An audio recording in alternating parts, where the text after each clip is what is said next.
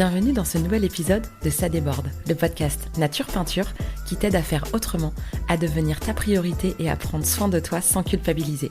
Je m'appelle Lucille, je suis psychopraticienne et ici je te parle de mon parcours, mes galères, mes réussites, mes coups de cœur, mes coups de gueule aussi et les clés qui m'ont aidé à avancer et que j'ai à cœur de partager avec toi.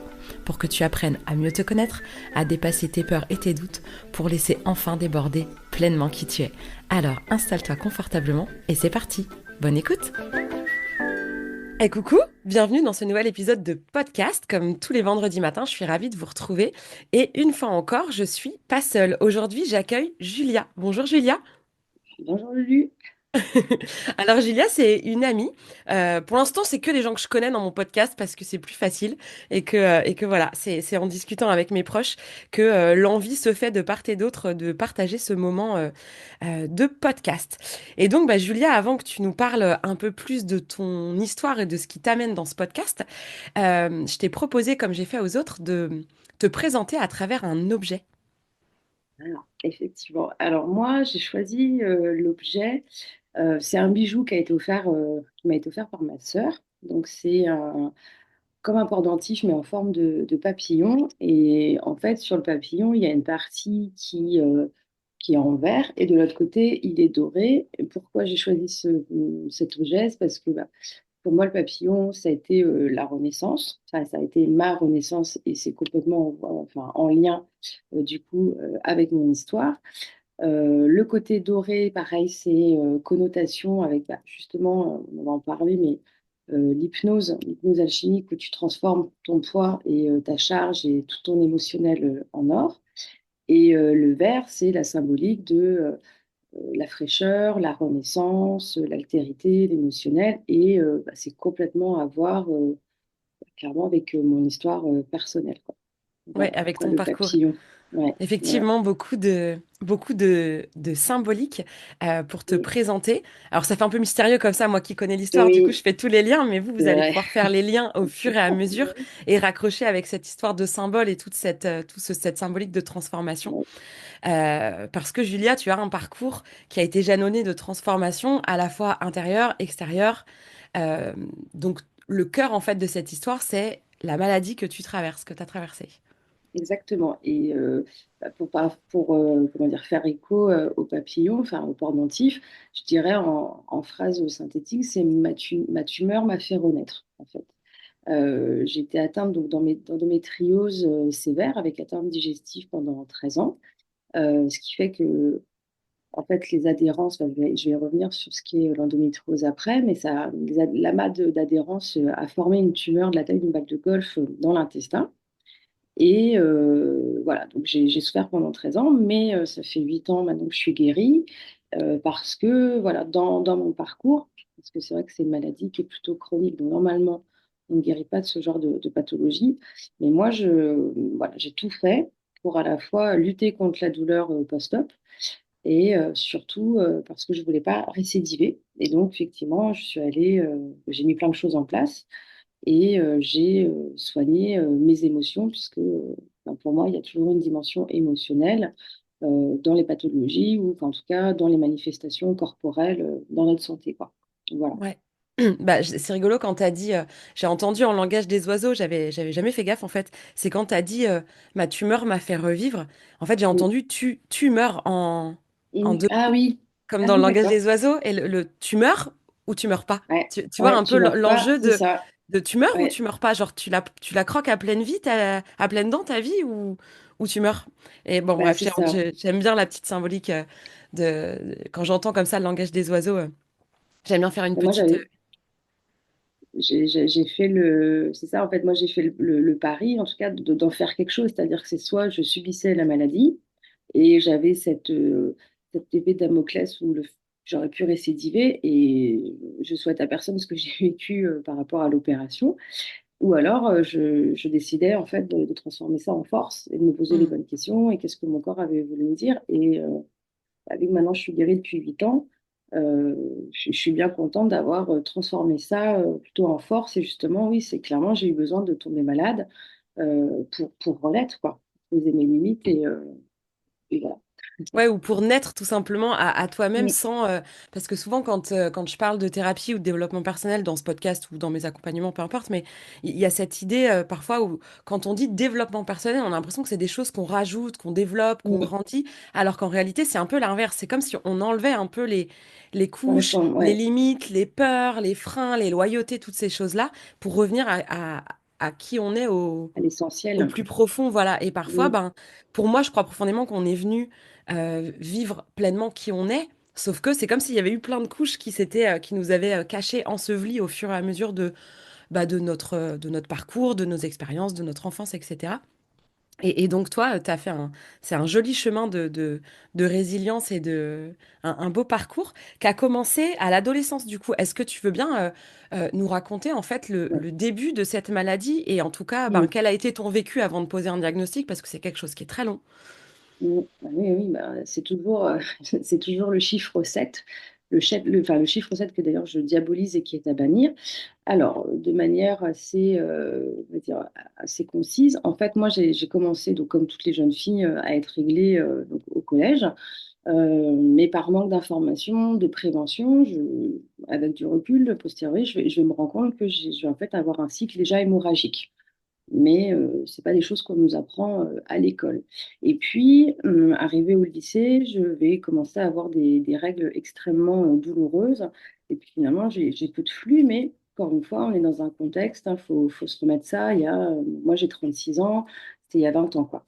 Et finalement, on va normaliser. En plus, bon, j'étais sous contraceptif, puisque à partir enfin, arrivé à un certain âge, quand on est lycéenne, on peut déjà avoir une intimité, une sexualité. Donc moi, j'étais sous contraceptif. Et donc, finalement, d'avoir un cycle court et peu abondance, c'est des choses, enfin, c'est des réalités, en fait. Donc, j'ai pas forcément vu les prémices de quelque chose. Et puis, comme toute jeune fille responsable, je voyais bien un gynéco tous les ans, puisqu'à partir d'un certain âge, c'est quand même bien, voilà, de prendre soin de sa santé. Et en fait, j'ai commencé à avoir des douleurs, mais c'était vraiment des douleurs handicapantes et invalidantes. Mais voilà, on normalise et puis on fait comme on peut avec la bouillotte. On se mord le bras parce qu'on a des sensations d'aiguille dans le ventre, au niveau du rectum, on est plié en deux. Et puis en fait, ça fait partie intégrante de notre quotidien, que ce soit pour les études ou pour le travail. En fait, on a normalisé ça. Et en fait, je vais avoir dans, en fait, Quand moi, tu je vais dis travailler on, dans. attends, excuse-moi, je te coupe. Quand Ouais, tu dis excuse-moi. on a normalisé ça, c'est toi qui t'es dit parce que, enfin, en fait, comme on voit le monde à travers nos propres yeux, ton expérience à toi, c'est que les règles, ça peut être très hémorragique et que ça peut être douloureux et que t'as pas forcément idée que c'est pas comme ça chez les autres. Donc, est-ce que c'est toi qui as normalisé parce que bah, c'était ton expérience, ou est-ce que Mm. quand tu dis on, c'est aussi, est-ce que autour de toi, euh, on t'a fait C'est les comprendre, deux. tu vois? C'est les deux, ok. En fait, c'est les deux parce que maintenant, je te dis ça avec du recul, mais moi, je me rappelle au collège d'avoir des règles hémorragiques. Je ne pensais pas que c'était des règles hémorragiques. Et pour la petite anecdote, moi, je me faisais gronder par ma mère qui me disait, parce qu'à chaque cycle, je lui demandais de me racheter des dispositifs hygiéniques. Et elle me disait, mais c'est pas possible, tu sais pas les consommer, enfin, tu dois les gaspiller. Non, c'est parce qu'en fait, j'avais des règles hémorragiques et on en a parlé encore la semaine dernière. Pourtant, ma mère était infirmière, mais il y a quelque chose qui est aussi ancré dans nos normes intérieures, dans nos mœurs, et on normalise ça. Alors que l'endométriose, c'est quand même une maladie qui date du XVIIe siècle. Mais quand tu vois que la péridurale est arrivée en 1933 ou qu'aujourd'hui, on fait encore accoucher les femmes allongées alors que c'est pas du tout naturel, il y avait, en fait, il y a les deux. C'est-à-dire que moi, c'était ce que j'ai vécu, parce qu'au collège, je te dis, on t'apprend rien par rapport à ça. C'est vraiment dépendant de ta famille. Enfin, je veux dire, dans ton cercle familial, si c'est pas un sujet tabou, si tu communiques, si tu es à l'aise avec ta sœur, enfin, si tu as une sœur ou avec ta maman. Oui, ou même avec les euh, copines, c'est pas forcément un truc. C'est un voilà. peu un sujet un peu tabou quand même, hein. Bah, c'est ça, c'est un C'est sujet qui est dommage, tabou. mais c'est pas si simple de parler de C'est ça. ça. Ouais. Donc en fait, tu fais ton expérience et puis moi, on m'a dit, oh là là, mais t'es psy, t'es hypocondriaque, c'est complètement dans ta tête et tout. Ah ouais, c'est tellement dans ma tête que j'avais une tumeur dans l'intestin, quoi. Et en fait, ça, c'est malheureusement, même je te dis, je te parle de ça il y a 20 ans, et c'est aussi pour ça aujourd'hui que j'avais envie de prendre la parole, et je te remercie d'ailleurs de me la donner. Avec plaisir. C'est que malheureusement, on est toujours dans ces réalités-là. Moi, c'est pas normal qu'aujourd'hui, on soit toujours à 7 ans pour diagnostiquer l'endométriose. Donc, pour revenir à mon histoire, voilà, j'ai vécu l'enfer en termes de cycle. Et parce que je travaillais dans la santé, donc avant j'étais directeur de clinique, j'ai déjà ma cadre de santé qui, me voyant pliée en deux dans mon bureau, me dit bah, ce serait peut-être bien de consulter. Donc je vais consulter un gynéco et un gastro-entérologue parce que je ne sais pas en fait si c'est gynéco ou si c'est plutôt au niveau des intestins. Premier gynéco va me faire une prise de sang, sauf qu'il n'y a pas de marqueur dans le sang, donc voilà. Et puis le Il n'y a pas de gastro-entérologue, marqueur parce que, parce que moi je te coupe à chaque fois, mais il n'y a pas de marqueur dans le sang parce qu'il n'y en avait pas chez toi à ce moment-là ou parce que c'est une maladie qui ne met pas de marqueur dans le sang? il n'y a pas de marqueur dans le sang. Alors Ok, aujourd'hui, on a fait évoluer avec la salive, mais le type d'examen pour diagnostiquer une endométriose, donc tu vas avoir la consultation gynécologique parce que en fait, tu as un épaississement au niveau de l'endomètre, donc c'est des cellules qui sont déjà le gynéco peut sentir qu'il y a un épaississement et en général, c'est des cellules qui sont un peu bleutées. Et ensuite, on va plutôt faire un IRM pelvien parce que c'est tellement macroscopique qu'on a besoin d'une imagerie spécifique. Donc, ok. pour résumer, juste l'endométriose, c'est quoi? C'est donc vous avez la femme a un utérus qui est censé être le nid pour pouvoir accueillir un enfant. Et l'endomètre, c'est la tapisserie donc, de l'utérus. Et quand vous êtes atteinte d'endométriose, c'est un déficit hormonal déficitaire qui fait que au moment du cycle, l'endomètre est censé se détruire puisqu'il, lui, il a été épaissi pour éventuellement recevoir un embryon, puisque c'est voilà, pour préparer le nid. Et vu que la femme n'a pas été fécondée, en fait, on a cette paroi qui se détruit. D'accord. Les règles, c'est la destruction de la paroi utérine.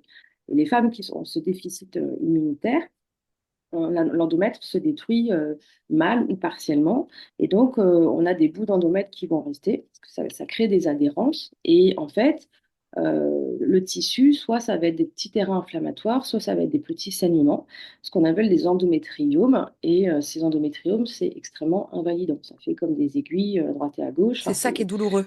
c'est très douloureux. Et Ok. c'est ça qui peut empêcher la fécondité, enfin, ou poser problème pour avoir des enfants plus tard, quoi. Et en plus, moi, je compare ça à la feuille de bambou, parce que c'est vrai que le bambou, ça pousse, et à un moment donné, il faut arrêter, il faut couper au niveau des racines. Et l'endométriose, vous avez beau mettre la femme, enfin, en tout cas, moi, pour ma part, sous pilule ou ménopausée chimiquement, en fait, c'est des adhérences qui continuent de pousser, quoi. Hmm. Et en fait, ben, moi, ça a commencé dans l'utérus, et ça s'est tellement développé que ça a fini dans l'intestin. Voilà, et c'est en fait après, donc ça c'est pour contextualiser qu'est-ce que c'est l'endométriose. Et en fait, donc j'ai commencé d'abord à consulter, puisque ma cadre de santé me voyant m'a dit qu'il fallait peut-être faire quelque chose. Donc le gynéco, prise de sang, le gastro-entérologue, il me fait faire une cystoscopie, puis il me dit oui, vous êtes un peu stressé, donc il voulait me donner des antidépresseurs, donc je n'étais pas du tout dépressive. Euh, et puis ensuite, je vais avoir la chance de prendre un nouveau poste et je vais partager en fait le bureau avec mon homologue qui, elle, a eu de l'endométriose, qui s'est fait opérer. Et elle me dit, mais quand je te vois, enfin, je me revois il y a des années, et elle va m'envoyer vers son gynéco qui sait diagnostiquer. Et effectivement, je vais aller la voir, elle, au bout de 5 minutes, elle va me dire, mais si vous en avez à droite, et je vais commencer en fait dans ce parcours-là. Et au bout d'un an, puisqu'on a essayé des traitements, eh bien, on va se rendre compte que bah, moi, les traitements ne fonctionnent pas et que vu l'atteinte que j'ai, il faut savoir que avant on parlait de plusieurs stades, maintenant on n'en parle plus, mais moi j'étais atteinte du plus haut stade, et bien je vais être obligée de me faire opérer, quoi. Voilà. Comment t'as, comment t'as accueilli la nouvelle quand le diagnostic est tombé? Comment tu t'es sentie? Euh, alors de mémoire, à la fois j'étais soulagée. Ouais, je pense que j'étais assez soulagée parce que j'avais envie de dire les gars, je suis pas psy, je suis pas hypocondriaque, c'est pas dans ma tête parce que j'ai quand même une tumeur. Mais et en même temps, et c'est vrai que quand je suis arrivée à l'hôpital à Lille, j'ai eu la chance d'être opérée par le professeur Collinet. Donc, si vous m'entendez, les femmes, je vous invite vraiment à aller le voir, lui. Si tous les gynécos et les chirurgiens gynécos étaient comme lui, ce serait génial. Donc, c'est vrai que je suis arrivée un peu à la cool, d'ailleurs, à l'hôpital, un peu trop à la cool, comme si j'allais me faire enlever les dents de sagesse. Et d'ailleurs, bah, je vais faire une infection, parce que le corps, il a dit non, non, c'est pas juste une simple opération. Donc, j'ai été soulagée de me dire, en fait, je suis pas cinglée, Hmm. c'est pas dans ma tête, D'être j'ai bel et entendue d'un bien, seul coup. Ouais. voilà, c'est ça. Mais du coup, ça a été une errance pendant presque 13 ans, puisqu'il a fallu bah, presque un an pour poser le diagnostic définitif. Parce qu'au début, je te dis, on essaye des traitements, tu as un petit coup Hmm. aux hormones, hein, on te file la pilule continue, après on te file des hormones, ça marche pas, on te file, on te ménopause chimiquement. En fait, on essaye, et puis ensuite, bah, vu que ça marche pas, Oui, les C'est-à-dire que traitements ça, augmentent. On c'est part ça, du moins invasif c'est et ça. on monte, quoi. Ouais. Et en fait, comment dire, non seulement les adhérences continuent de se développer malgré les traitements, mais c'est surtout qu'il n'y a même pas de soins de confort. C'est-à-dire que toi, tu douilles, quoi. Tu Mm. douilles, mais enfin, je pense que les gens ne se rendent pas compte que l'endométriose, c'est vraiment le nouveau cancer des femmes. C'est extrêmement, extrêmement douloureux. Donc, non, non, j'étais soulagée. J'étais ouais, non, j'étais soulagée. Après, bon, j'ai eu une livre d'opération. Et aujourd'hui, si je prends la parole, c'est parce que je suis quand même toujours consternée que, on fasse évoluer les traitements, les robots au niveau du bloc opératoire, etc., etc., mais que le chiffre 7 n'a toujours pas bougé, quoi. Et l'autre fois, je disais ça à ma mère alors, bien sûr, c'est une phrase un petit peu provocante, mais c'est fait exprès. Mais aujourd'hui, il vaut mieux être malade, comment dire, d'un cancer du sein ou du sida, vous serez diagnostiqué plus vite, quoi. Oui, Parce c'est que, ça, ouais. Le en focus fait, a été mis sur ces maladies-là et pas encore assez sur l'endométriose qui est beaucoup plus répandue qu'on imagine et qui a des conséquences ouais, bien plus lourdes et douloureuses que ce qu'on veut bien entendre aussi, quoi. ouais. Et puis, le cancer du sein, demain, je sais pas, comment tu sens une boue, ou tu sens une adhérence, tu vas tout de suite aller chez le médecin, on va te faire passer un examen. Allez, si on prend les délais d'attente de rendez-vous, de réalisation d'examen, derrière de revoir le spécialiste, en 6 mois, tu as un diagnostic et on Mm. te propose déjà un traitement. Nous, c'est 7 ans. 7 C'est-à-dire ans, qu'il ouais, ouais. faut quasiment une décennie pour que déjà on te dise non, non, t'es pas psy, non, t'as bien quelque chose. Sauf que au vu de la, comment dire, du rythme où ça pousse, enfin moi je sais qu'à posteriori, je me dis j'aurais pu mourir d'une occlusion, quoi. Mm. Et Et c'est psychologiquement, pas du coup, normal. t'étais comment? Parce que au-delà du côté, tu vois, douleur, etc., quand tu dis le diagnostic tombe, ça me soulage parce que voilà, je suis pas folle. Quand tu dis ça, est-ce que t'as douté? Est-ce que t'as fini par douter à te dire que que peut-être c'était psychosomatique, que peut-être, est-ce que ça a réussi à te faire douter? Et comment tu vivais ça plus psychologiquement? Alors moi émotionnellement, je suis déjà une hypersensible au sens cognitif du terme, mais non, c'était lourd parce que en fait, c'est pas normal de vivre dans la douleur quotidiennement, mais en Oui, continu, quelle que soit tant la que douleur, ouais. voilà, Mm. c'est ton quotidien. Euh, Bah, en fait, non, c'est pas facile parce que toi, tu culpabilises et puis t'es mal. Parce que quand on dit que c'est dans ta tête, que t'es complètement psy, que t'es hypochondriaque, c'est difficile parce que toi, je veux dire, les symptômes, ils sont là. Moi, je me rappelle, j'avais l'impression qu'on me levait les côtes tellement que la douleur, elle irradiait. Je pouvais pas aller à la selle parce que bah, forcément, mon intestin, il était obstrué. Euh, J'étais obligée de me brûler avec la bouillotte parce que j'avais trop mal. Donc, je veux dire, en 3D, pratico-pratique, il y a la réalité qui est vraiment présente. Et puis, tu as ton entourage proche, c'est ça qui est décalé, qui malgré ce concret, parce que c'est pas dans ta tête, il y a des choses qui sont visibles, on te dit non, mais c'est dans ta tête. Bah non, puisque je veux dire, je crois que ça me fait plaisir de prendre des médicaments, de me brûler à la bouillotte, d'être plié en deux. Enfin, et non, non, c'est difficile, mais après, je pense que toutes les nanas qui sont atteintes d'endométriose, elles ont quand même une sacrée force et elles sont assez combatives parce que de toute façon, vu le format de la pathologie et du parcours, en fait, il en faut quoi. Oui, il Il faut en vivre avec. faut En et fait, ah bah c'est vu ça. le temps, en fait, tu vis avec, quoi, vraiment. Bah, c'est ça. Et Mm. puis pareil, au niveau du droit du travail, il n'y a rien qui est fait. Au niveau de la société, il n'y a aucun aménagement de poste, pardon. Et puis non, c'est normalisé. Regarde, aujourd'hui, on voit encore des pubs Nurofen Flash, vous avez des règles douloureuses, prenez Nurofen. Non, mais en fait, déjà, au niveau de la syntaxe et de la sémantique, règles douloureuses, c'est à bannir. Oui, C'est c'est plus ça, c'est pas. possible. Oui, c'est ça. Avoir ses règles, c'est pas censé faire mal. Alors, on peut avoir Exactement. un peu des crampes un petit peu parce qu'il y a quand même, mais quelque chose de Ton corps complètement travaille. supportable. Oui, voilà, c'est ça. On va sentir l'inconfort du corps qui travaille. Mais si il y a des oreilles féminines, bah, parce que c'est quasiment que des filles de toute façon ici qui nous écoutent, si vous avez vraiment mal pendant vos règles, c'est pas Il faut normal en fait. consulter. Alors, c'est Ouais. pas forcément de l'endométriose, mais Non. il y a une il y a peut-être une problématique quelque part parce que c'est pas censé plier en deux et handicaper à chaque cycle, quoi. Alors, au-delà d'aller dans l'extrême, parce que je te dis, moi, c'était vraiment le pire qu'on peut avoir dans le format d'endométriose. En fait, à partir du moment où vos règles sont un sujet, il faut consulter. En Mm. fait, il faut faire la distinction entre cycle naturel, vous pouvez avoir une petite sensibilité au niveau de la poitrine, vous sentez les reins qui travaillent, vous êtes fatigué, fatigable, un fleur de peau, vous avez des fringales, vous êtes déshydraté, un peu carencé, ça, c'est votre cycle naturel parce que bah, ça fait partie de la nature. Maintenant, il faut faire la distinction avec le cycle qui dysfonctionne. À partir du moment où vous êtes obligé d'aller vous allonger, vous prendre des cachets, que c'est vraiment un sujet que ça vous handicape dans une certaine manière, soit parce que vous mettez en arrêt, soit parce que vous êtes au collège, vous ne pouvez pas aller au sport.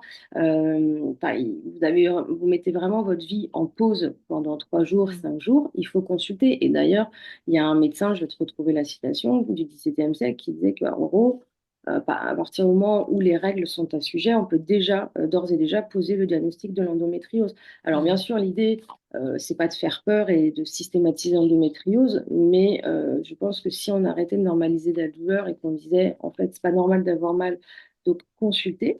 D'ailleurs, j'ai réfléchi à une idée cette nuit, justement, par rapport à une action préventive. Je pense qu'on ne mettrait pas 7 ans. On ne mettrait pas Mm. 7 ans à se faire diagnostiquer et il vaut mieux faire de la prévention que du curatif. C'est Ouais, beaucoup c'est mieux, clair. quoi. Mais quand tu es au collège, on ne t'apprend pas ça. Bah non, et c'est vrai que les choses bougent peut-être pas aussi vite qu'elles pourraient, et c'est pour ça que c'était important aussi que tu puisses raconter ton parcours et pouvoir voilà, avoir un espace pour aussi partager ce temps qui est beaucoup trop long. Ah Euh, ouais, pas et possible. donc, pour reprendre ton parcours à toi, donc tu te fais opérer, t'as quel âge du coup? Je vais avoir 30 ans. Alors en fait, c'est un peu le parcours du combattant parce que ça aussi, c'est un sujet. Le gynéco, hein, par définition, c'est le médecin, c'est l'expert du système génital de la femme. Quand on entend des gynécos dire ah non, mais moi je suis pas expert en endométriose, t'es là, ah ok, donc ça c'est quand même un concept, parce que si toi gynéco t'es pas expert, il faut que j'aille voir quoi, le podologue, l'obstétrique, non mais tu vois, c'est le décalage.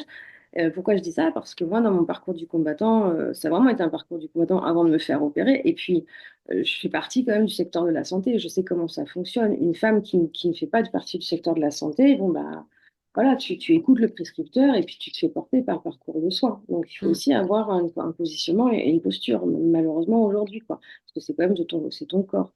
Et moi, je me rappelle, le gynéco me fait faire un IRM et j'ai quand même les douleurs. Et puis le radiologue, il me dit, ah, mais c'est super, vous répondez au traitement, il n'y a plus rien.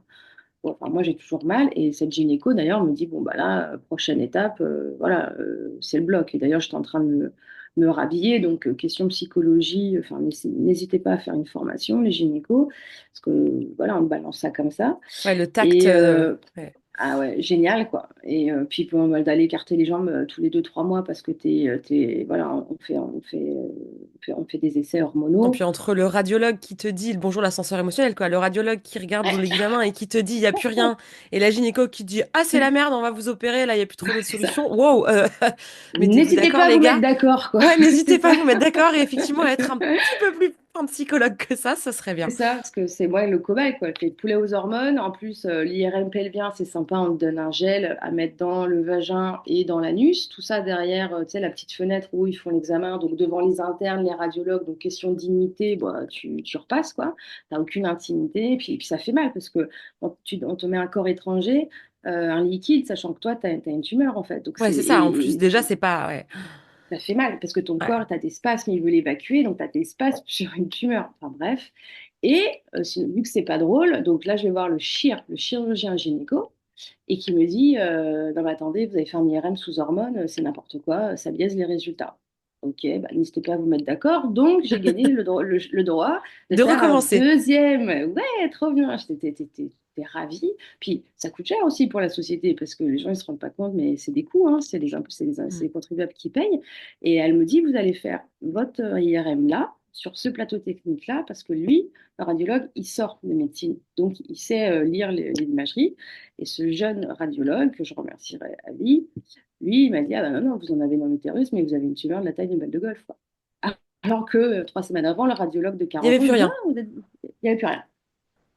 Et du coup, je me dis, bah, heureusement que Waouh. j'ai eu cette gynécologue, parce que je te dis, à 2 ans près, je pense que je m'aurais dû une occlusion. Et du coup, là, elle me dit, bah, moi, je vous avais dit, à partir du moment où vous en aviez que dans l'utérus, je vous opère. Maintenant que vous en avez dans l'intestin, je ne suis pas équipée, je n'ai pas le plateau technique, donc je vous envoie au CHU de Lille. Et là, je vais rencontrer toute l'équipe, professeur Collinet, et le shear viscéral qui va l'accompagner. Et bien sûr, le viscéral, il a besoin de cartographier parce qu'en fait, on va faire un shaving, c'est-à-dire qu'on en fait, au bloc, en fait, les oscilloscopies, tu as deux pinces, donc ça comme une pince, ça fait une petite tête de crocodile, ça c'est pour Ouais. choper la peau. Et tu as une autre pince où tu as un mini sabre. Et en fait, ils pèlent comme ça. Moi, je suis restée 8 heures. Et en fait, à chaque fois qu'ils enlevaient une Ils enlèvent couche, en fait toute la tumeur et toutes les les cellules, adhérences, c'est en ça? fait. Ok, Voilà, d'accord. c'est ça. Et en fait, moi, à chaque fois, ils retrouvaient une couche, donc ils ont fini par appeler le viscéral et tout, ils ont coupé quoi. Donc j'ai fini avec une stomie. Mais Hmm. quand tu sais qu'à partir de 17 ans, j'ai vu un gynéco tous les ans et qu'ils sont passés À à côté? côté des adhérences, si j'avais eu des gynécos formés, je ne serais peut-être pas allée jusqu'à la stomie, Oui, tu oui, bah vois. oui, c'est ça. Oui, Parce c'est le fait que que, ça a eu le temps, largement le temps de ouais, dégénérer, que les c'est ça. conséquences ont pris une telle ampleur pour toi. Donc Alors, après cette opération, ça se passe. Qu'est-ce qui se passe pour toi du coup? et ben, du coup, donc faut savoir que donc, tu passes 8 heures au bloc, hein, tu arrives dans la salle dans la chambre d'hôpital enfin, après le réveil, donc tu découvres que tu as une stomie parce que on te dit que c'est possible que tu en aies une, mais parce qu'ils n'arrivent pas à enlever toutes les adhérences, donc c'est un peu aussi le loto, c'est-à-dire que toi, tu vas Hmm. te réveiller de l'opération, tu découvres que tu as une stomie, donc tu dis, ah ok, donc là, on a coupé mon intestin. Tu as un drain parce qu'il faut drainer la zone qui a été opérée pour enlever tous les déchets. Tu es perfusé de partout. Et moi, en fait, j'ai fait une infection post-op. Parce que, quand je te dis que l'émotionnel a un pouvoir, c'est que, je te dis, moi, j'étais tellement contente de savoir que j'avais quelque chose si je n'étais pas folle. Je me suis dit, bon, cool, tu vois, je suis rentrée toute seule à l'hôpital. Voilà, j'ai fait mon opération comme si j'allais m'enlever des dents de sagesse. Et l'univers, il a dit, non, non, je crois que tu as un message à comprendre. Et du coup, j'étais en état de choc, hein, ma soeur me l'a dit après, parce que ma soeur, pour info, elle est infirmière libérale. Oui, on est beaucoup dans le secteur de la santé, dans la famille. Et en fait, j'ai fait un état de choc. Et du coup, mon intestin, il s'est paralysé, sauf que tu as une macrobio, enfin, t'as des bactéries dans l'intestin, mais qui est Hmm. propre à l'intestin. Et du coup, avec la paralysie, ça macère. Et donc, j'ai fait un début de grosse infection. Alors, Joe me disait qu'apparemment, c'était comme un début de septicémie, mais moi, j'étais en état de choc. On a dû faire venir le psychologue. Je suis sortie de là, je faisais 40 kilos. En plus, ça repartait pas. Ma stomie ne donnait rien. Pareil, j'avais une sonde au niveau de l'urètre parce que vu qu'ils avaient gratté au niveau des nerfs, mon cerveau ne connectait plus avec ma vessie. Et vu que mon intestin, il comprenait pas parce que à un moment donné, il faut aussi un temps d'observation, tu vois, pour voir si le drain donne, si la poche donne et tout ça. Et il ne comprenait pas, donc on m'a mis aussi une sonde nasogastrique, donc c'est un tuyau qu'on te fait passer par le nez, puis dans la gorge et l'œsophage, sans anesthésie, pour essayer de faire repartir le tube digestif, en Tout le fait. système digestif, ouais. Hmm. Voilà, donc c'est sympa. Et puis en plus, moi, je ne supportais pas des molécules comme la Cupan ou comme comment on appelle ça, la morphine. Donc autant te dire qu'au niveau douleur, j'étais au Il n'y avait top. pas J'ai pas grand-chose mangé pour te pendant, soulager, voilà. quoi. Et normalement, ce genre de procédure, c'est de l'ambulatoire, donc tu es entre 2 et 5 jours. Moi, j'ai fait quasiment 15 jours. Et le professeur Collinet m'a dit, vous n'avez pas de bol parce que ce genre de réaction, c'est un cas sur 10, quoi. Et c'est Bibi qui l'a attrapé. Hmm. Et moi, je me rappelle, je fantasmais la fenêtre et je me disais, oh là là, mais si je sautais par la fenêtre, je serais plus douloureuse, quoi. Puis après, je me disais, ouais, t'as un côté Pierre Richard, tu serais capable de revenir avec des fractures et de faire pire que De bien. t'être raté. Voilà. Mais non, non, On ils ont fait rigole, venir c'est pas drôle, Non, mais vaut mais mieux en en vrai, rigoler. Mais non, oui, oui, non, oui. non, non, Mais j'étais pas effectivement, bien. Et ouais. d'ailleurs, pour la petite anecdote, donc je te dis, ils ont fait venir un psychologue. Et le seul truc qui a marché, qui m'a fait dormir, parce qu'à l'époque, j'avais un pote qui était pilote de chasse. Et eux, ils ont des techniques de relaxation et de méditation dans les théâtres de guerre. Et ça faisait quoi, 5 6 jours que je dormais pas à cause de la douleur. Et c'est sa technique qui a fait que j'ai réussi à dormir 4 5 heures. Alors du coup, est-ce que ce petit moment euh, avec ce sommeil-là, est-ce que ça a été un peu le déclic il y a peut-être une autre manière aussi de gérer la douleur, les symptômes et les problématiques. Est-ce que ça a été un peu le déclic? Alors, pas vraiment. C'est-à-dire que ça, cette technique-là, j'étais très contente de pouvoir dormir et reposer mon corps, mais c'est surtout, je te dis, je suis restée 15 jours à l'hôpital au lieu de 5. Et quand tu restes 15 jours dans une chambre blanche, tu as le temps quand même de cogiter, de réfléchir. Et donc, en fait, moi, si tu veux, j'ai eu comme je sais pas, un électrochoc, une révélation. De toute façon, j'ai aussi eu enfin, cette éducation comme quoi le corps somatise les maux de l'âme. Donc ça, c'est une citation de Platon. Mais c'est vrai que l'émotionnel, enfin, ton corps, il va vite le verbaliser. Regarde, en général, quand on est stressé, tu peux avoir mal au ventre, ça peut aller jusqu'à des crises d'angoisse. Donc, moi, Oui, je me le suis dit, maladie. Si on reprend le langage des voilà, oiseaux, une maladie, c'est le mal à dit, a le dit. mal qui parle en fait dans le corps, ouais. Voilà. Et puis je me suis dit, c'est quand même assez ironique parce que je suis censée avoir une maladie enfin, gynéco. Et en fait, ça tape dans l'intestin, qui est le deuxième cerveau, le berceau des émotions. Donc là, et puis vu que je suis arrivée, je te dis, un peu à la old school à l'hôpital, je pense que non. Donc j'ai fait une infection parce que je pense que mon corps me disait maintenant il est temps, quoi. Il est temps que tu entendes parce que émotionnellement, j'étais trop résiliente. Et en fait, j'ai fait du lien avec ma propre vie et notamment mes schémas sentimentaux, le fait que j'étais quelqu'un de très sensible, l'estime de moi, la confiance en moi. Et donc, quand je suis sortie de l'hôpital, je me suis dit, voilà, il y a deux pistes d'action sur lesquelles je veux travailler. C'est en fait déjà quand tu te fais opérer, c'est pour ça que d'ailleurs maintenant les chirs, ils sont un peu frileux d'opérer, c'est que certes on t'enlève les adhérences, mais tu switches pour un terrain inflammatoire. Et ça peut créer quand même de la douleur. Maintenant, si les femmes m'écoutent, enfin, moi je ne regrette pas du tout, parce que franchement, entre la douleur endométriose et aujourd'hui ma cicatrice que je peux avoir, bah, c'est le jour et la nuit, donc je ne regrette pas du tout. Mais je voulais mettre des choses en place pour pouvoir pallier contre cette douleur, cette cicatrice. Et la deuxième chose, c'était je voulais faire quelque chose au niveau de mon émotionnel, parce que j'étais persuadée qu'il y avait, voilà, il y avait Un quelque lien. chose en lien avec ça, parce que j'étais vraiment terrorisée de récidiver. C'est une pathologie chronique. Et moi, je ne voulais pas, tous les 5 ans, tous les 10 ans, me retaper le bloc opératoire, les douleurs et compagnie, quoi. Donc là, dans ma tête, c'est comme si on avait tout nettoyé, que c'était une page blanche et qu'il fallait que je profite de cette opportunité pour faire quelque chose. Ouais. Oui, Donc, pour que ça, l'histoire se poursuive, mais mm, différemment.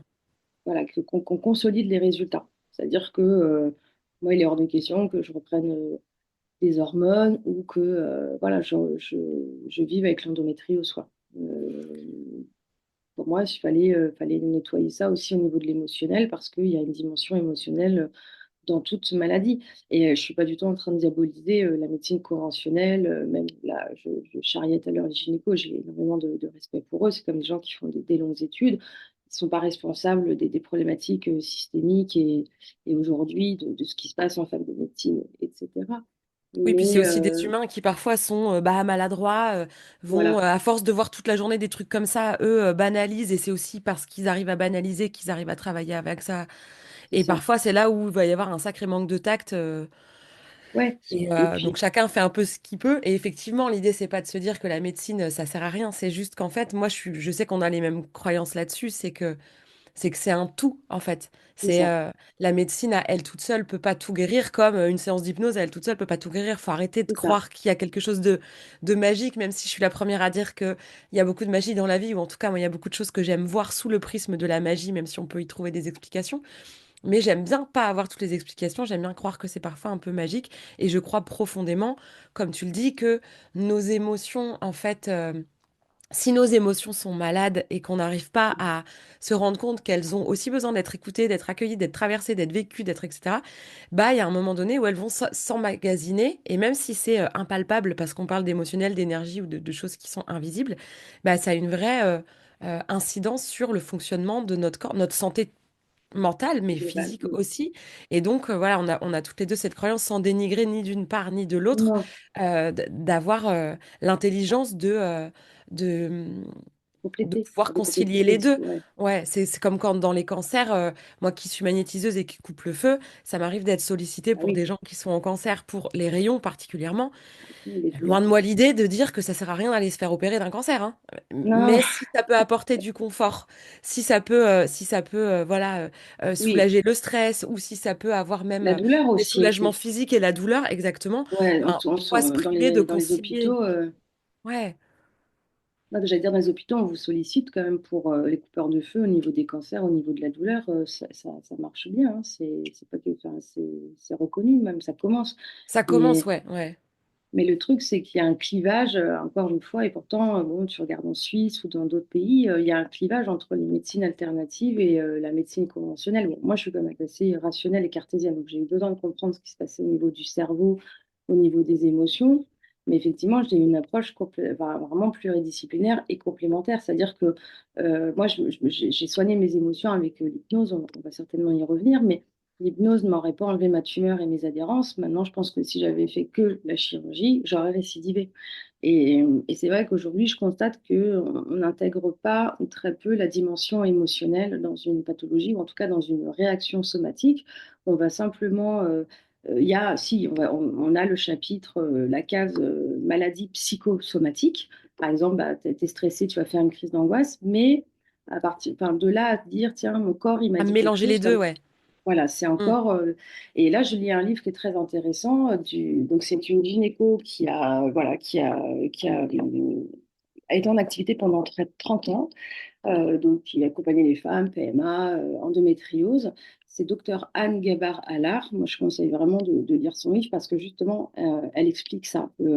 À cause de Descartes, par exemple, enfin, entre autres, les médecins, ils sont très cartésiens parce qu'elle elle a repris ses études, en fait, elle a fait une thèse, enfin, et justement l'impact du psyché. Et elle dit, c'est vrai que les médecins sont quand même assez formatés sur le côté cartésien, rationnel, la matière. Voilà, tu as un problème, un organe. Bon, et ben, on va soigner cet organe. Tu as une angine, on va te donner ce qu'il faut pour l'angine. Tu as une endométriose, on va se focaliser, par exemple, sur l'utérus.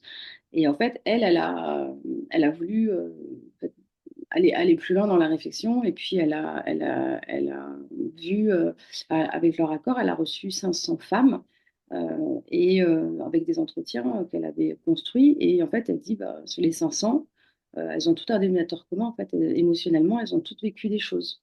Mm. Et, et d'ailleurs, elle met des extraits de témoignages où elle te dit, ben, il y a cette femme, par exemple, elle a eu cancer quand il y a eu le décès de son père, ça a été un déclencheur.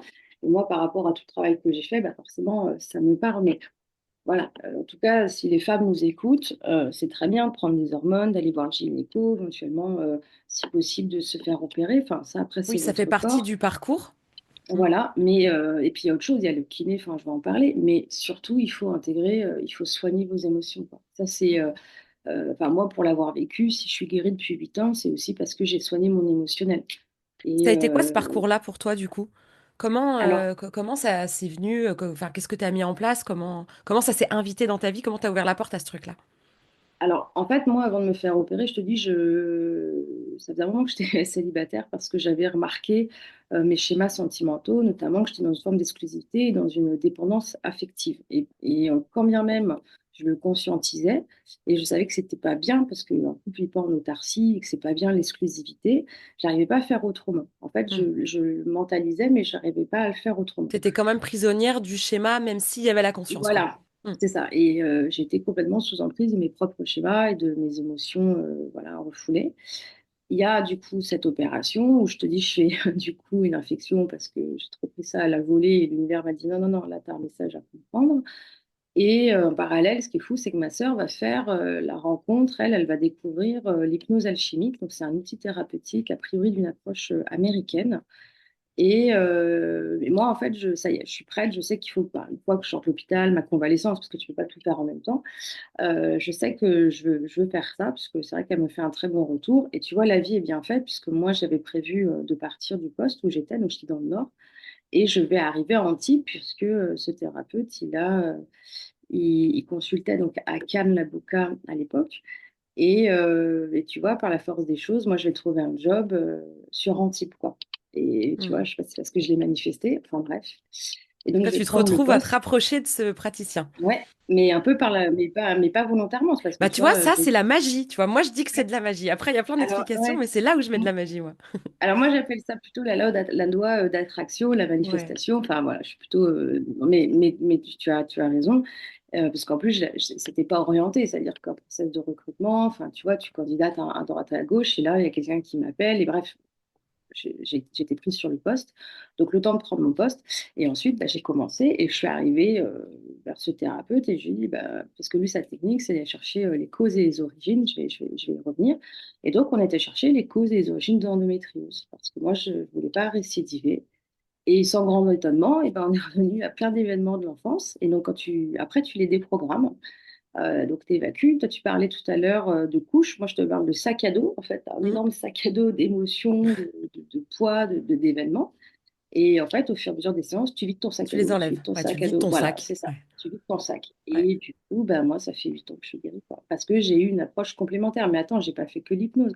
Parce que en parallèle, bah, je suis allée voir une psychonutritionniste. C'est une maladie inflammatoire. Enfin, j'avais un terrain inflammatoire parce que j'ai plus d'endométriose, mais j'ai été quand même charcutée. Donc, je suis allée voir une psychonutritionniste pour voir ce qu'on pouvait faire au niveau de l'alimentation. J'ai consulté le département antidouleur, voir ce qu'on pouvait faire. J'ai un TENS, donc c'est de la neuroélectrostimulation, c'est des électrodes que tu branches et en fait ça va plus vite que si tu veux, que les messages nerveux, donc ça court-circuite le message de la douleur. J'ai fait de la radiofréquence chez le kiné. Donc la radiofréquence, tu sais, c'est utilisé en esthétique. Mais là, donc c'est la même chose. C'est pour restaurer les tissus. Ça va oxygéner les tissus. Donc ça te restaure en fait tes cellules. Donc si ça a été charcuté ou même si tu as des adhérences à l'endométriose, c'est un soin de confort. Je fais de la kinésiologie, j'ai fait des ventouses, j'ai aussi fait de l'ostéopathie. Enfin, j'ai vraiment eu une approche pluridisciplinaire. Et voilà, et moi je suis pour l'holistique, enfin ouais, la prise en charge holistique et pluridisciplinaire. Et le problème, c'est qu'il y a aujourd'hui un clivage. Et puis après, il y a aussi une réalité, c'est que moi, ça m'a coûté cher. Enfin, et de rien, sur 2 ans, j'ai dû sortir plus de 4 000 € Hmm. de ma poche. Parce Oui, que pour c'est toutes ces pas, disciplines-là. Ouais. voilà, donc Hmm. est-ce qu'après, même si aujourd'hui, endométriose, tu peux avoir une ALD avec certains soins qui sont remboursés, tu as des choses qui sont... Voilà, moi j'ai sorti de ma poche parce que je le pouvais et on n'a qu'une santé et je le regrette pas du tout. Oui, et que tu es sorti du Mais cadre de ce qui est pris en charge, etc. voilà, T'as débordé pour prendre mon mot fétiche, ouais, t'as débordé de ce cadre-là. Et donc, bah oui, exactement. forcément, toi, tu avais la possibilité de le faire, mais ce qui n'est pas toujours le cas. C'est ça. Et effectivement, c'est vrai que plus on va pouvoir intégrer dans les parcours de soins les différentes possibilités qui n'ont pas à vocation de se substituer les unes les autres, mais Pas bien du d'être en tout. complément, quoi. Complémentarité. Ouais, Mm. ouais, non, mais complément, parce que je dis, moi, je diabolise pas du tout la médecine conventionnelle. Je suis contente d'aller voir mon médecin généraliste quand je suis malade, quand j'ai besoin d'antibiotiques pour un renouvellement. J'ai un grand respect pour cette corporation parce que tout le monde n'est pas capable de faire des longues études. Simplement, ce serait bien que voilà, on intègre la dimension émotionnelle parce qu'elle a du sens. Mm. Et c'est tout, mais bien sûr, moi, quand les personnes elles viennent me voir, parce que du coup, je me suis aussi reconvertie, Oui, parce que voilà, déjà, on va en parler de ça aussi, oui, au-delà des changements, d'avoir guéri d'une maladie chronique qui est pas censée être vraiment guérissable. Donc j'allais dire, qu'est-ce que ça a pu changer pour toi? Bah là, quand même, c'est quand même le gros ouais, point, c'est que voilà, tu t'es libéré de cette maladie et de ces douleurs donc, en prenant conscience de toi, de ton monde émotionnel et en prenant soin de toi par différents biais. mm, Qu'est-ce que mm, ça a eu comme autre conséquence d'avoir traversé cette épreuve-là? Parce que souvent, voilà, les gens qui ont des parcours un peu chaotiques ou qui traversent des grandes épreuves, il y a des grandes bascules souvent derrière soi, des grands changements de façon de voir. Et quand on change sa façon de voir, on change sa façon d'être et de faire. Et du coup, mm. quelle a été pour toi, entre cette prise de conscience de il faut vraiment que je m'occupe de mes émotions et tout le parcours de maladie qui t'a amené là, puis le parcours de guérison qui t'a amené à poursuivre ce cheminement-là, c'est quoi ton avant-après de cette histoire-là? Alors, l'avantage de cet outil thérapeutique qui est l'hypnose alchimique, c'est oui, tu vas chercher les causes et les événements. Bon, moi, c'était pour l'endométriose, mais ça fonctionne pour le sommeil, ça fonctionne pour tout, et tu déprogrammes. Mais donc, l'avantage, c'est que tu as du résultat pour ce pourquoi tu viens, tabac, problème de sommeil, moi, c'est endométriose. Mais en parallèle, ce que tu vois après, c'est que tu commences à planter des graines. Parce que tu vois, je te dis, tu vides ton sac, je te Mm. disais tout à l'heure en début, ma tumeur m'a fait renaître. Et en fait, tu plantes des graines et déjà, tu veux plus en fait des gens toxiques dans ta vie. Tu vois, les arrivistes, les gens énergivores, les gens toxiques. Moi, je sais que j'ai fait un ménage assez considérable. Tu prends ta place, tu poses des limites. J'ai Ça plaît pas aussi, voilà, toujours ça. Quand on se met non, à poser des mais limites, ceux qui débordaient des limites, ceux qui les outrepassaient allègrement, sont pas contents en général quand on se met à ouais. poser des limites. Mais moi, c'était pas pour m'inventer un style, c'est que ça en allait de ma santé. Tu vois, j'ai qu'une santé. Moi, je me suis rendue malade et malheureusement, j'ai dû avoir une tumeur pour pouvoir me réveiller. Donc, c'est pas pour dire oui, j'ai 30 ans maintenant, voilà, enfin, tu vois, pour me donner une personnalité, blablabla. C'est parce C'était que un c'est vrai aussi choix, un vrai choix pour ton c'était un vrai bien-être. choix, Ouais. parce que derrière, moi, il y a ma santé. Vu que je suis une hypersensible au sens cognitif, j'ai intérêt de faire attention. Donc, bah, tu dégages tous les gens toxiques. Maintenant, voilà, tu t'apprends à dire non. Si ça te convient pas, je m'en fous en fait de la conscience collective, du poids des mœurs, du poids de la société. Si j'ai pas envie, j'ai pas envie. En fait, t'écoutes tes besoins, t'écoutes ta petite voix. Derrière, je mettais plus de temps sur mon travail. Donc, pareil, j'ai arrêté. Je me suis reconvertie parce que je voulais aussi accompagner. Enfin, pour moi, il y a des choses à faire dans le cadre de l'endométriose. Il faut secouer le coco et il y a des choses à faire au niveau de la prise en charge. Donc C'est voilà, quoi ta reconversion du coup? Qu'est-ce qui... Donc tu ouais, travaillais comme directrice de clinique? ouais, c'est ça. Et j'ai fait ça pendant presque 10 ans. Et en fait, je m'ennuyais. Enfin, c'était moi, ce qui m'intéressait dans ce poste-là, c'était justement de mettre en place une offre de soins et des projets dans l'intérêt du patient. Et en fait, bon, bah, dans le privé, c'est business, business, c'est plutôt taux d'occupation et maîtrise des charges. Ce que j'entends, parce que c'est une entreprise, mais moi, c'était voilà. Et en fait, le, le fait d'avoir fait ce travail sur moi, je te dis, tu écoutes tes besoins, tu écoutes ta petite voix. Et en plus, tu vois, la vie est bien faite, c'est que ce thérapeute, il partait à la retraite. Sauf que s'il n'y a plus que lui en France qui faisait cette technique-là, et on avait été plusieurs à dire, bah oui, normal, après 18 ans, de prendre la retraite, tout ça, quoi. Mais c'est dommage parce que cet outil va disparaître. Au moment où il va raccrocher. Et du coup, en fait, il m'a appelé en me demandant, voilà, en me proposant de me former, quoi.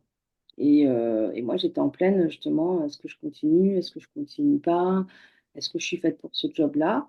Et puis, vu que j'ai toujours eu à cœur aussi voilà, je te dis, de faire bouger des choses par rapport à l'endométriose, je sais pas, de transmettre mon expérience, donner des tips pour les soins de confort au quotidien.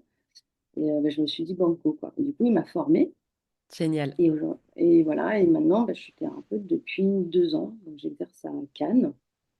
Et je fais aussi, bon, je me suis aussi formée. Je fais de la réflexologie plantaire, mais vraiment le cœur de mon métier, c'est l'hypnose alchimique. Hmm. Et donc, c'est une Mais t'es hypnose pas rien à voir. spécialisée que, pour le coup, tu ne travailles pas que autour de l'endométriose ou tu t'es quand même Non, vachement spécialisée sur cette... non, cette non. Cette pathologie, non, Ouais. parce que tu vois, j'ai des personnes qui viennent parce qu'ils ne dorment pas, parce qu'il y a l'addiction, par exemple, au tabac, alcool, médicaments, les jeux. Tu as des personnes qui, par exemple, ont des problèmes de santé et puis la médecine conventionnelle n'a pas trop apporté ou un petit peu des soins de confort, mais il n'y a pas vraiment d'amélioration. J'ai une personne qui vient pour Parkinson, j'ai l'endométriose, bien entendu. J'ai une jeune fille aussi qui vient, à chaque fois, je sais plus comment. En fait, elle a des tocs, tu vois, elle touche tout le temps sa peau parce qu'elle a besoin d'être parfaite, donc elle se crée, elle, des imperfections. C'est de la dermatillomanie, je crois. Voilà, donc j'ai vraiment de tout type de motivation thérapeutique en fait, parce que le but, donc ça n'a rien à voir avec l'éricksonienne, cette hypnose, ce qui est intéressant. Et d'ailleurs, bah, le docteur Anne Gabar-Alla, elle propose plein d'outils thérapeutiques à la fin de ce livre, dont l'hypnose. Et en fait, donc l'hypnose que moi je propose, c'est en fait on va aller travailler sur le cerveau droit parce que le cerveau gauche c'est votre mental, c'est la mémoire, c'est le langage, c'est l'apprentissage, mais le cerveau droit c'est la créativité, c'est surtout le cerveau des émotions, ce qu'on Hmm. appelle le système limbique. Et en fait, il faut savoir qu'avant 8 ans, l'enfant il a pas les outils pour gérer son intelligence émotionnelle et pour vivre, enfin, et pour gérer, tu vois, il n'a pas d'analyse de situation, il n'a pas de Oui, le recul cerveau est pas sur les tout à choses fait mature et matures. terminé et il n'y a pas tous les outils en marche, ouais. Hmm. Voilà. Et donc, si tu vis des événements en fonction de ta sensibilité, c'est pas forcément des événements sordides. Je prends un exemple. Tu as 6 ans, ta mère, elle a mis 2 heures pour venir te chercher à la fin de ton entraînement. Bah, toi, tu peux très bien vivre comme un abandon. Un abandon, ouais, Euh, exactement. Là, tu Mais même vois. Et moins que deux ça, heures. Tu peux juste oui, avoir 15 minutes où il y a une espèce de c'est ça. panique qui s'installe et comme il n'y a pas de recul, c'est souvent ce que je dis, C'est on ça. est tous traumatisés par notre enfance. Ça ne veut pas dire qu'on a été maltraité. Parce qu'il y a plein de gens Voilà, qui c'est disent, ça. ouais, mais j'avais une enfance normale, enfin, j'étais aimée, j'avais des parents présents. Oui, mais ça ne veut pas dire qu'il n'y a pas eu des événements émotionnellement traumatisants. Je suis bien C'est d'accord avec ça. toi. Et en fait, c'est donc, l'histoire, bah, l'exemple de tiens, ma mère, elle a oublié de venir, elle a eu du retard. Ça, cet événement-là, il va se cristalliser et il va s'imprimer en fait dans ton cerveau droit. Et il peut très bien aussi, à force, nourrir une blessure, donc là, la blessure de l'abandon. Et donc, en plus, toi, tu vas perpétuer des schémas parce que ça va te maintenir dans ta blessure d'abandon. Et en plus, bon, ben, il y a aussi l'hypothalamus, enfin, ça, après, c'est chimique qui va jouer, et hormonalement, qui contribue à la répétition des schémas.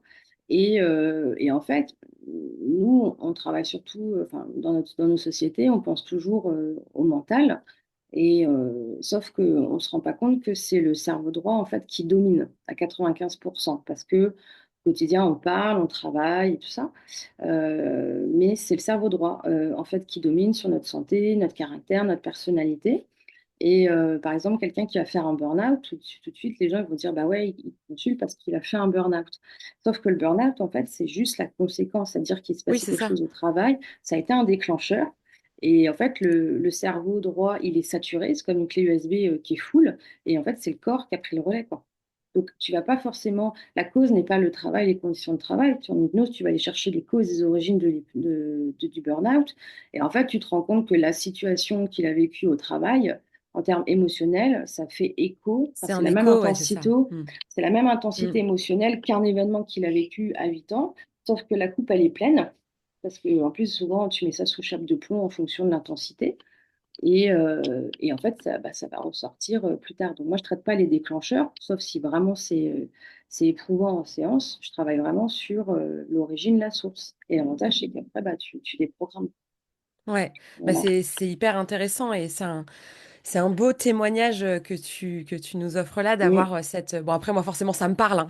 Ça me Oui, bah parle toi, puisque j'ai forcément. aussi cette bah ouais, j'ai aussi cette vision bon, en même temps les gens qui écouteront le podcast qui me suivent déjà sont aussi forcément intéressés par cette manière-là alors sans dire qu'on détient une vérité absolue mais en tout cas dans notre réalité à nous vu que ce sont aussi nos croyances et ben, c'est des choses qui apportent beaucoup de transformation, qui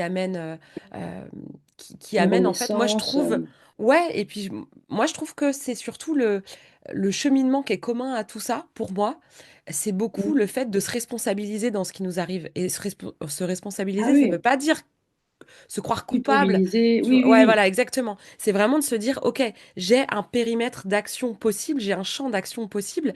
Est-ce que je l'utilise? Est-ce que je me mobilise dans ce que je peux faire moi de mon côté? Et puis bah, de demander de faire le reste du chemin auprès d'un professionnel, d'avoir demandé de l'aide, etc. Mais de venir chercher à l'intérieur de soi les ressources, les blocages, les choses comme ça. Et Mm. c'est hyper intéressant de voir, de voir l'impossible se réaliser quand parfois on te dit ouais mais c'était pas possible et finalement de voir enfin euh, tout domaine confondu ce côté euh, bah, si tu prends le temps d'aller t'intéresser à toi en fait je crois que c'est ça Mm, hein, c'est ça. de Ouais. s'intéresser à toi à ton corps à ta santé à ton émotion à ta nutrition par tous les domaines possibles par tous les biais possibles et imaginables ça fait ça change les choses et Ah bah oui, t'es un oui. super exemple d'un parcours où tu t'es intéressé à toi profondément en fait. Alors Oui, ok mais il a fallu voilà ouais, il a voilà. fallu que tu ailles assez loin et voilà parfois on peut Mais j'ai déplorer de se dire ah mince j'aurais peut-être pu réagir avant Euh, bah non, et parce que j'étais tellement résilient que moi j'ai eu besoin de cette tumeur pour ouais, en fait, oui derrière je vais soigner mes émotions et forcément ça va m'amener à une introspection. Mais quand tu parles justement de se responsabiliser et non de culpabilité, c'est vrai que souvent tu peux dire par exemple dans tes schémas avec les hommes, oui, c'est lui qui m'a maltraité, il était pas sympa, il était égoïste et tout, ce qui est pas t'as- faux. Mais oui mais moi t'as je accepté dis, ça j'étais permissive, oui c'est-à-dire que même avec Mm. les autres, en amitié, j'acceptais les miettes, j'acceptais qu'on me traite mal. Et en fait, parce que bah, tu es permissif, parce que tu n'as pas confiance en toi, parce que Mm. Tu penses tu pas penses que tu mériter n'es pas, mieux voilà, c'est ça, ouais t'es pas exactement. légitime. Et en fait, oui, c'est se responsabiliser, mais en fait, le changement, il vient de toi, parce que si tu comptes sur les Oui. autres, non, non, Non, c'est pas puis comme il ça. pourrait même pas, quand bien même il changerait les autres selon Ah, les exigences que tu dirais d'être différent, comme la problématique qui déclenche ça, elle est toujours à l'intérieur de toi, ça changera pas le problème de fond, même si les autres changeaient, ce qui est de toute façon pas possible. Enfin, si, ils peuvent modifier leur façon de faire, je dis pas que les gens peuvent pas changer, mais toi, de là où tu es, dans ta place à toi, t'as pas la main pour forcer les autres à faire le chemin. non. Donc si tu veux Et que ce soit puis, différent, il faut que le chemin, il faut que tu fasses au moins tes 50% du chemin, ta moitié du chemin. ah, Et bah, c'est effectivement, sûr, ça remet les c'est choses en plus que ça, même. perspective. Ouais, et puis bah, de toute façon, après, tu as un changement tellement radical que Je te dis, limite, c'est un peu ton ancienne vie. Donc, les gens qui ont fait partie, en fait, grâce moi, à ce travail-là, j'ai révélé la meilleure version de moi-même, quoi. Je te dis, je me suis vue renaître. Et tout ce qui était avant, bah, c'est vrai, hein, ça a dégagé. Alors, pas forcément dans le conflit ou avec des longs messages et enfin, des longues conversations, parce que les gens sont pas forcément méchants, c'est juste que toi, tu as évolué, tu aspires à autre chose, et puis voilà, plus, on fait plus Oui, partie c'est de la la vie. même. Après, parfois, C'est quand la on vie, grandit, quoi. quand on a, ouais, voilà, on a des, que ce soit parce qu'on a fait un travail sur ses émotions ou autre chose, parfois on a des aspirations qui se mettent à être différentes et sans s'être engueulé avec les personnes, on se rend compte que, bah, Ouais, il y a et moins puis il faut. d'atomes crochus qu'à un moment donné, quoi.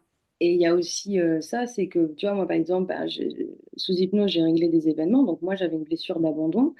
Et en fait, bah, vu que hormonalement et chimiquement, tu dégages ça aussi, parce que tu sais, on a une fréquence à l'intérieur, on a de Oui, l'électricité, et ben forcément, tu vas aussi aller vers les gens qui vont te maintenir là-dedans. Tu vois, c'est ce que je te parlais de la loi d'attraction. Mais à partir du moment où tu es réglé, bah forcément, tu peux plus avoir le même environnement parce que bah ces oui. gens-là te maintenaient dans l'abandon, alors que maintenant, non, tu as déprogrammé ça. Donc, de fait, ces gens-là, ils peuvent plus faire partie de ton environnement. Tu vois, c'est Bah c'est chimique, c'est ça. comme les animaux qui Oui. peuvent pas se blairer, c'est épidermique, juste, c'est exactement Oui, pareil. Non, ou mais c'est c'est vrai. vibratoire, c'est Voilà, c'est ça. énergétique dans le sens, ouais, C'est c'est ça. ça, où en fait, il y a à la fois, c'est toujours 50-50, c'est-à-dire qu'il y a des gens qui sont autour de toi, qui vont s'engouffrer dans ta blessure d'abandon et te maintenir Bien. là-dedans, mais c'est aussi parce que tu as besoin de réaliser que tu as une blessure d'abandon, qu'en fait, Mm. tu vas attirer ces trucs-là à l'extérieur jusqu'au moment où tu vas te dire, tiens, mais j'ai pas un problème avec ça, pour venir apaiser ce truc-là. Et alors là où c'est drôle, c'est que, voilà, la petite magie de la vie, parce que je Dis-moi. vois le temps qui tourne et on va faire un Ah oui, épisode oui. méga long. J'étais en train Désolée. en t'écoutant, non, t'inquiète, oh là, ça déborde avec moi, t'inquiète, y a pas de Ouais, problème. ouais. Je suis Mais qu'on n'y bavarde. passe pas 3 heures quand même, Oui, bien sûr. les gens vont finir par en avoir ras-le-bol. Nous, on pourrait continuer, hein. Oui, oui, c'est vrai. Nous, on pourrait Nous, on faire pourrait le long toute continuer. la E- matinée. Exactement. J'étais en train de tirer une carte. J'avais envie de terminer l'épisode en tirant une carte et voilà, en regardant un peu un petit message qui vient à la fois clôturer l'épisode et faire et un peu ouvrir sur une forme de réflexion. Et au moment où tu étais en train de dire euh, qu'il y avait quelque chose de chimique, qu'il y avait cette Mm. attirance avec les situations qui vont être en résonance avec ce que tu es à un instant T de ta vie. Puis quand tu as fait un chemin qui t'a modifié, bah, tu vibres autrement et ça marche plus. Et ouais. Et j'ai tiré la carte, alors je la mettrai en photo avec l'objet de Julia, Ok. je la mettrai en photo sur Instagram. Regarde, Qu'est-ce que t'as marqué? Ah, vibratoire. vibratoire. J'accueille ce qui est plus grand que moi. Bah, tu vois, comme quoi, hein, l'énergie. Ouais. C'est drôle, hein? Et moi, Ouais, ouais, alors je c'est sais pas ce fou. qu'elle t'évoque, cette carte, mais moi, ce que j'ai vu en premier, donc je vais vous la décrire un petit peu pour que vous puissiez imaginer si vous n'allez pas voir après la carte. Donc elle est jaune. Ouais. Tu vois une cellule? C'est ce que tu allais Ouais. dire? Oui, moi Ouais, je je vois vois une une cellule, c'est ce que je cellule disais. Je vois une cellule, exactement, une cellule avec son qui a noyau. différentes couleurs. Ouais, ça fait très une cellule, ça fait très cellule en fait. On dirait Oui, un agrandissement au microscope. c'est Et ça. il y a plein de couches. Alors il y a différentes couleurs. Il y a certaines couches qui sont avec des traits, d'autres c'est des petits arrondis, des points, Mm. des hachures. Des fois c'est uni. Et le milieu, on dirait presque un petit cœur. Tu vois, si tu regardes la Ouais. toute petite cellule au départ, on dirait presque un cœur. Et Ou un fœtus. autour de tout ça, waouh, oui, ou un fœtus, exact. Ah Mm. ouais, Fœtus. excellent. C'est Cool. pour ça que j'adore les cartes. On voit pas tous la même chose, c'est Oui, génial. oui, bien sûr, ouais. Et il y a des rayons en fait tout autour de cette Ouais, cellule. On dirait que ça brille, on dirait un c'est soleil ça, qui ça rayonne, ouais. ça irradie, ça rayonne. C'est Et ça, ouais. ouais, et je trouve que ben de conclure cet épisode en partant d'une cellule et Ouais. et de voir enfin, comment les choses deviennent de plus en plus subtiles jusqu'à être une forme de rayonnement. Je trouve que ça termine bien le sujet. Bah, J'aime tu bien vois, les ça, c'est, cartes. comment dire, c'est, enfin, pour les cartésiens, je veux dire, ce vibratoire, c'est, en neurosciences, c'est très démontré. Souvent, les gens, ils connaissent l'expérience du riz, là, tu sais, où tu mets le Oui, riz dans deux pots. Il y en a tu un qui va l'insultes ou tu l'aimes. complémenter, Ouais, voilà, il y en a un qui ouais. va blanchir et l'autre qui va noircir.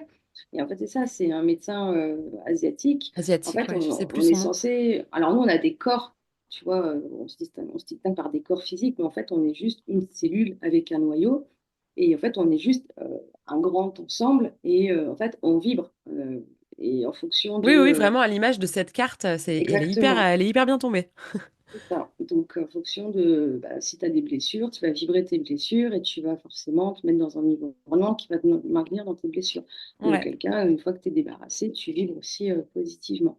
Et juste avant de terminer, en fait, je crois que je n'ai pas donné le nom du livre. Donc, c'est Mon corps Je raconte mettrai les mon références, histoire. t'inquiète. Ah, ok, d'accord. Bon, Ouais, ouais. de Dr Anne Gabar alors.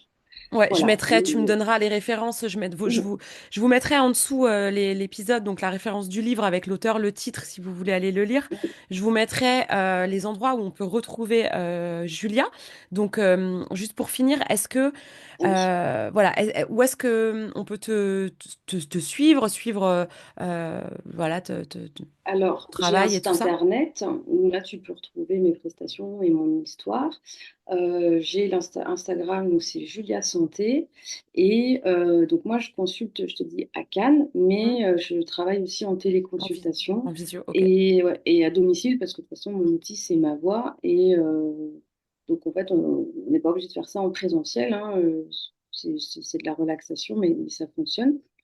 Ça peut être aussi à domicile si vous habitez dans le 06. Enfin, tout est marqué de toute façon sur mon site internet. Ok. Et puis, s'il y a des personnes qui ont des questions, il ne faut pas hésiter à m'écrire. Mais surtout, retenez, mesdames, si vous nous écoutez, que c'est pas normal d'avoir mal et qu'il faut consulter, quoi. Ça, c'est hyper Ok. important. Bah, tu vois, j'allais te demander, tu as été dans ma tête. Ah J'allais te ouais. demander si, pour conclure, et si, voilà, les gens qui écoutent devaient retenir une seule chose de ton partage, de cet Mm. épisode, bah voilà. Donc, la douleur, c'est pas Mais normal. La ça, douleur n'est c'est pas pas normal. normale. Voilà. C'est ça. Donc, C'est normal. prenez soin de vous dans toutes les strates de qui vous êtes. Mm.